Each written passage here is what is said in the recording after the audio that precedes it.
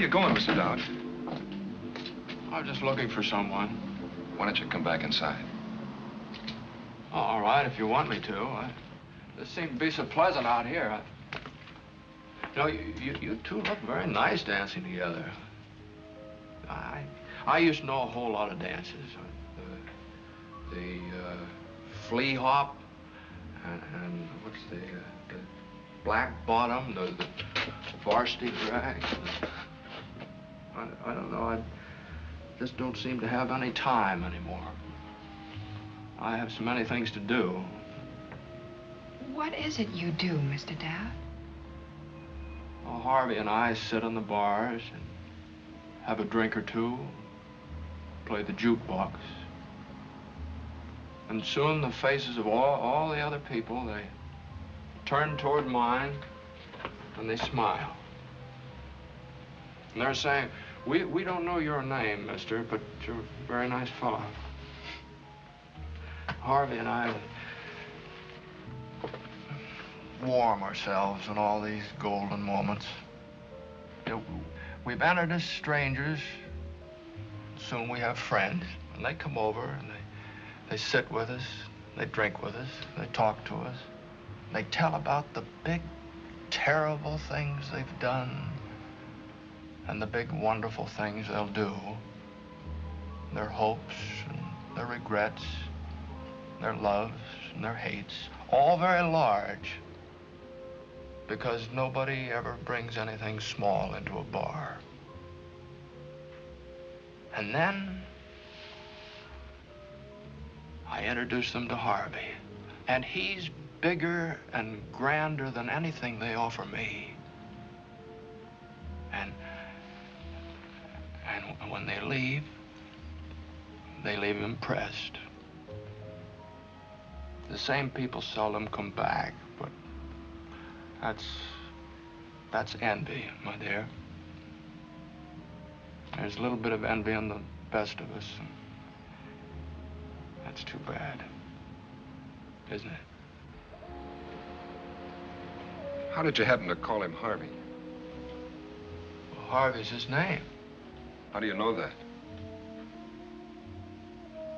Well, there was a rather interesting coincidence on that, Doctor. One night several years ago, I was walking early in the evening down along Fairfax Street. It's between 18th and 19th. You know the block? Yes, yes. I just put Ed Hickey into a taxi. Ed had been mixing his rye with his gin, and I just felt that he needed conveying. Well, anyway, I was walking down along the street, and I heard this voice saying, "Good evening, Mr. Dowd." Well, I turned around, and here was this big 6-foot rabbit leaning up against a lamppost. I thought nothing of that, because when you've lived in the town as long as I've lived in this one, you get used to the fact that everybody knows your name. And naturally, I went over to chat with him. And he said to me, he said, "Ed Hickey was a little spiffed this evening, or could I be mistaken?" Well, of course, he was not mistaken. I think the world and all of Ed, but he was spiffed. Well, we talked like that for a while, and then I said to him, I said, "You have the advantage on me. You know my name, and I don't know yours." And right back at me, he said, "What name do you like?" Well, I didn't even have to think twice about that. Harvey's always been my favorite name. So I said to him, I said, "Harvey." And this is the interesting thing about the whole thing. He said, "What a coincidence. My name happens to be Harvey."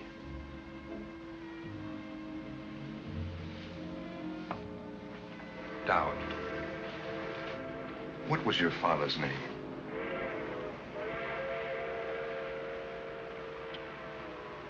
John Stuyvesant. Tell me, Dowd. When you were a child, didn't you have a playmate? Someone with whom you spent many happy hours? Yes, I did, Doctor. Didn't you? Yes. What was his name? Vern. Vern McElhenney. You ever know the McElhenneys, Doctor? No. Oh, that's too bad. There were a lot of them, and they circulated. Very nice people. Just wonderful people. Think carefully, Dad. Didn't you know somebody, sometime, someplace by the name of Harvey? Didn't you ever know anybody by that name? No. No, not one, Doctor. Maybe that's why I always had such hopes for it.